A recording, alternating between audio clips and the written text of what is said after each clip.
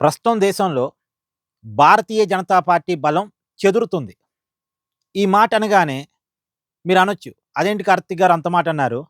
మొన్ననే గదా పశ్చిమ బెంగాల్‌లో చాలా పెద్ద విజయాన్ని భారతీయ జనతా పార్టీ సొంతం జేసుకుంది. అస్సాంలో తిరిగి అధికారాన్ని నిలబెట్టుకుంది. అంతకుముందు హర్యానాలో అధికారాన్ని సంపాదించింది. బీహార్‌లో తిరిగి అధికారాన్ని నిలబెట్టుకుంది. వరుస విజయాలు కనపడుతున్నాయి.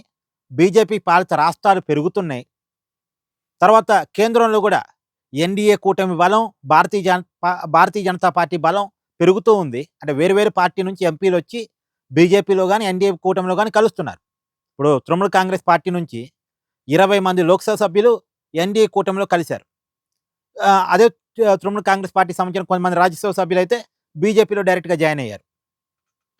తర్వాత రాఘవ చద్దా ఆమ్ ఆద్మీ పార్టీ నుంచి చాలా ఇమేజ్ ఉన్న లీడరు.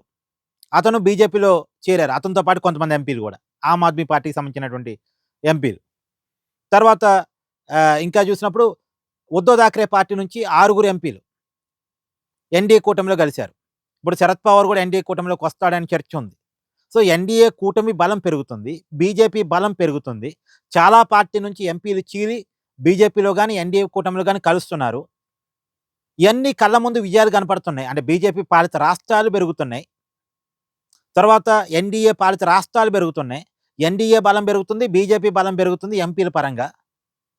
ఇదంతా కనపడుతున్నప్పుడు బీజేపీ బలం చెదురుతుంది అని మీరెలా చెప్తారు అని మీరు నన్ను అడగొచ్చు గాక.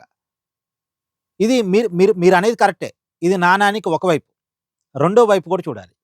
రెండో వైపు చూసినప్పుడు బీజేపీ ఏ ఓటర్‌లో అయితే స్ట్రాంగ్‌గా ఉందో ఆ ఓటర్లు బీజేపీని వదిలేస్తున్నారు. బీజేపీ మీద కొంత అసహనంగా ఆ ఓటర్లున్నారు. ఇప్పుడు ఎగ్జాంపుల్ అండి. ఇవాళే జరిగినటువంటి బాంకీపూర్ అసెంబ్లీ నియోజకవర్గాన్ని చూడండి. బీహార్‌లో జరిగిన ఉప ఎన్నిక. ఒక అసెంబ్లీ ఉప ఎన్నికే కాదని నేను అంటలే. కానీ బీజేపీ కంచుకోటలో జరిగిన ఉప ఎన్నిక. అక్కడ ఉప ఎన్నిక జరగటానికి కూడా ఉన్న కారణం ఏంటి? Nitin Nabin BJP national president కావటం వల్ల అక్కడ ఎమ్మెల్యే పదవికి రాజీనామా చేశాడు. మొన్ననే 2025 నవంబర్‌లో అక్కడ ఎన్నిక జరిగితే 51,000 మెజార్టీతోటి నితిన్ నబీన్ గెలిచాడు. నవంబర్‌కి ఇప్పటికి ఎంత తేడా వచ్చింది చెప్పండి? 10 నెలలు. 10 నెలల్లో అక్కడ బీజేపీ 15,000 మెజార్టీతో ఓడిపోయింది ఇయాల. 15,000కి పైగా. ఇంకా నేను కరెక్ట్‌గా చెప్పట్లేదు. ఎందుకంటే నేను 26 రౌండ్ వరకే ఫాలో అయ్యాను. తర్వాత 30 రౌండ్లు మొత్తం. 15,000కి పైగా మెజార్టీతోటి ప్రశాంత్ కిషోర్ ఆడ గెలుస్తున్నాడు. మొన్న 51,000 మెజార్టీతో బీజేపీ అక్కడ గెలిస్తే ఇయాల 15,000 ఓట్ల తేడాతో 15,000కి పైగా ఓట్ల తేడాతో బీజేపీ అక్కడ ఓడిపోతుందంటే అది కూడా బీజేపీ కంచుకోట. బీజేపీ ఓటర్లు అక్కడ బలంగా ఉన్నారు. ఇప్పటి నుంచి కదా 30 సంవత్సరాలు పైగా ఉన్నారు. 1995 నుంచి అది బీజేపీ సీటు. ఇప్పటివరకు ఓటమి లేదక్కడ. నితిన్ నబీన్ 2005 నుంచి ఎమ్మెల్యే. అంతకుముందు వాళ్ళ ఫాదరు. అంతకుముందు చరిత్రలో కూడా భారతీయ జనతా పార్టీ ఆడ పోటీ చేసింది గెలిచింది. కాబట్టి ఇంత కంచుకోటలో భారతీయ జనతా పార్టీ ఓడిపోవటం అనేది అందులోనూ భారతీయ జనతా పార్టీకి సంబంధించిన సామ్రాట్ చౌదరి బీహార్ ముఖ్యమంత్రి అయిన తర్వాత జరిగిన తొలి ఉప ఎన్నిక. కాబట్టి దాన్ని ఆ రకంగా చూడాలి. సరే అది మాత్రమే కాదు నేను అంటున్నా. 2024 పార్లమెంట్ ఎన్నికలు చూడండి. 2019 ఎన్నికలకి, 2024 ఎన్నికలకి బీజేపీ బలంలో చాలా తేడా వచ్చింది. ఇప్పుడు ఉత్తరప్రదేశ్ వాళ్ళ కీలక రాష్ట్రం. ఉత్తరప్రదేశ్‌లో వారణాసి నుంచి మోడీ గారి మెజార్టీ తగ్గింది. అవునా కదా? 2019కి 2024కి మధ్య మోడీ గారి మెజార్టీ తగ్గింది. అయోధ్య రామాలయం కడితే అయోధ్య రామాలయం పార్లమెంట్ స్థానంలో అయోధ్య పార్లమెంట్ స్థానంలో భారతీయ జనతా పార్టీ ఓడిపోయింది. లోక్సభ స్థానాల్లో భారతీయ జనతా పార్టీ ఓడిపోయింది. ఉత్తరప్రదేశ్ మొత్తంగా చూసినప్పుడు అది చాలా పెద్ద రాష్ట్రం. ఎక్కువ ఎంపీలు ఉన్న రాష్ట్రం. 80 ఎంపీ సీట్లు ఉన్నటువంటి రాష్ట్రంలో ఎన్‌డీఏ కూటమి కంటే ఇండీ కూటమికి ఎక్కువ ఎంపీ సీట్లు వచ్చాయి. 2019లో ఉత్తరప్రదేశ్‌లో రాహుల్ గాంధీ ఎంపీగా పోటీ చేసి ఓడిపోయాడు.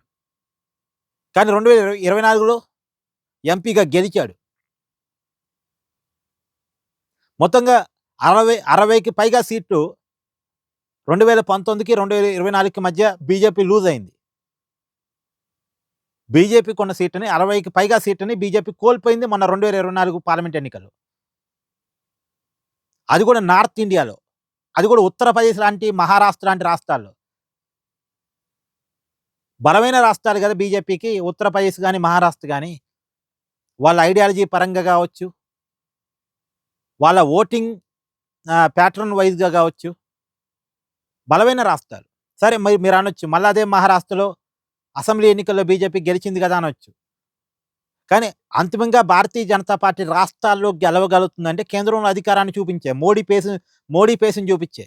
ఆ మోడీ బలహీనమైనప్పుడు, కేంద్రంలో అధికారాన్ని కోల్పోయినప్పుడు రాష్ట్రాల్లో గెలవడం కష్టమవుద్ది. ఇప్పుడు రాష్ట్రాల్లో భారతీయ జనతా పార్టీ గెలుస్తుందంటే అక్కడ రాష్ట్రాల్లో ఉన్న లీడర్‌షిప్ పాత్ర కొంతవరకే. మోడీ హవానే దేశంలో బీజేపీ ఐడియాలజీని చూపిచ్చే రాష్ట్రాల్లో కూడా భారతీయ జనతా పార్టీ గెలుస్తుంది. కేంద్రంలో ఉన్న అధికారాన్ని రాష్ట్రాల్లో గెలుపు కోసం భారతీయ జనతా పార్టీ వాడుకుంటుంది. అంటే మోడీకున్న ఇమేజ్‌ని వాడుకుంటుంది. మోడీకున్న అధికారాన్ని వాడుకుంటుంది. ఆ కేంద్రంలో అధికారం పోయింది అంటే, ఈ చాలా రాష్ట్రాల్లో భారతీయ జనతా పార్టీ అధికారాన్ని కోల్పోయిద్ది. ఇప్పుడు చూడండి కాంగ్రెస్ కేంద్రంలో అధికారంలో ఉన్నంత కాలం చాలా రాష్ట్రాల్లో చాలా బలంగా ఉండేది.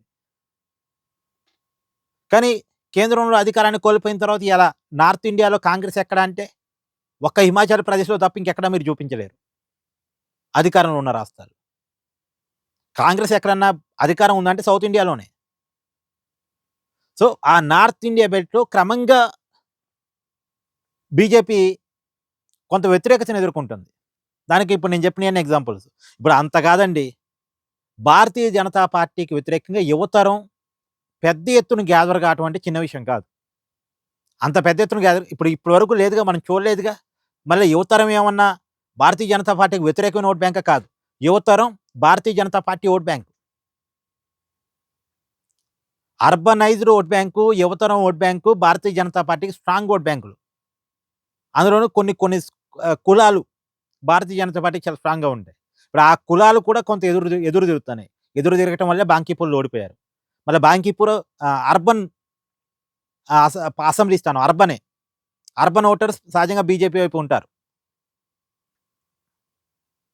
రెండోది యువతరం ఎటువైపు ఉంటే భారతదేశంలో యువతరం ఎక్కువ. వాళ్ళ ఓట్ల శాతం కూడా చాలా ఎక్కువ. యువతరం ఎటువైపు ఉంటే వాళ్ళ ఓటుతో పాటు వాళ్ళ కుటుంబాల ఓట్లను ప్రభావితం చేస్తారు వాళ్ళు. ఇప్పుడు వాళ్ళు కొంత భారతీయ జనతా పార్టీకి వ్యతిరేకంగా ర్యాలీ అవ్వటం అనేది తొలిసారిగా స్టార్ట్ అయింది. అంటే ఇన్నాళ్ళు కూడా భారతీయ జనతా పార్టీకి వ్యతిరేకమైన ఆప్షన్ వాళ్ళకి కనపడలే. రాహుల్ గాంధీ మోడీకి తగ్గ నాయకుడిగా కనపడలే. ఇప్పుడేందంటే కాక్రోజుల పేరుతో కొత్త మూవ్‌మెంట్ కొన్నాళ్ళు స్టార్ట్ అయింది, నడుస్తుంది. ఇప్పుడు ఆ మూవ్‌మెంట్‌కి అంత ఇది రావటానికి కూడా కారణం ఏందంటే యువత పెద్ద ఎత్తున గ్యాదర్ కావటం. యువత పెద్ద ఎత్తున ఎందుకు గ్యాదర్ అయ్యారు? మోడీ గారి మీద ఉన్న కోపం, మోడీ ప్రభుత్వం మీద వచ్చిన అసహనం. దీన్ని బీజేపీ అర్థం చేసుకోవాలి. హ్మ్. హ్మ్. కేంద్ర ప్రభుత్వ మీద కొంత అసహనం వస్తోంది. ఎక్కడో యువతలో అసహనం ఉంది అన్న విషయాన్ని అర్థం చేసుకోవాలి. అర్థం చేసుకొని సరి చేసుకోవాలి. సరి చేసుకునే అవకాశం ఉంది. ఇప్పుడు కాదుగా ఎన్నికలు 2029. ఇప్పుడు 2026 ఇంకా 3 సంవత్సరాలు ఉంది ఎన్నికలకి. కాబట్టి బీజేపీ బలం చెదురుతుంది కాబట్టి బీజేపీ అర్థం చేసుకొని సరి చేసుకోవాలి. అందులోనూ వచ్చే సంవత్సరం ఉత్తరప్రదేశ్‌లో ఎన్నికలున్నాయి. ఉత్తరప్రదేశ్ ఎన్నికలనేవి చాలా ఇంపార్టెంట్. బీజేపీకి చాలా ఇంపార్టెంట్. ఒక్కసారి గనుక ఉత్తరప్రదేశ్‌లో బీజేపీ అధికారాన్ని కోల్పోయిందా, ఆ ప్రభావం మధ్యప్రదేశ్ మీద పడిద్ది, తర్వాత రాజస్థాన్ మీద పడిద్ది, ఢిల్లీ మీద పడిద్ది, తర్వాత హర్యానా మీద పడిద్ది, పంజాబ్ మీద పంజాబ్ అంటే పెద్ద అది బీజేపీ బలం లేని స్టేట్, అది వదిలేయండి గానీ, చాలా రాష్ట్రాల మీద పడిద్ది. విపక్షాలు పుంజుకుంటాయి. ఒక్కసారిగా వాటికి ఆక్సిజన్ వచ్చినంత లెక్క. So, Bharatiya Janata Party strong vote bank కొంత కదులుతుంది. అది ఎక్కడో రూరల్‌లో ఓడిపోతే, ఎక్కడో గిరిజన రాష్ట్రాల్లో ఓడిపోతే, ట్రైబల్స్ ఎక్కువగా ఉన్న చోట ఓడిపోతే, దళితులు ఎక్కువ ఉన్న చోట ఓడిపోతే సహజంగా వాళ్ళు కొంత భారతీయ జనతా పార్టీకి యాంటీగా ఉన్నారు కదా అనుకోవడానికి కూడా లేదు.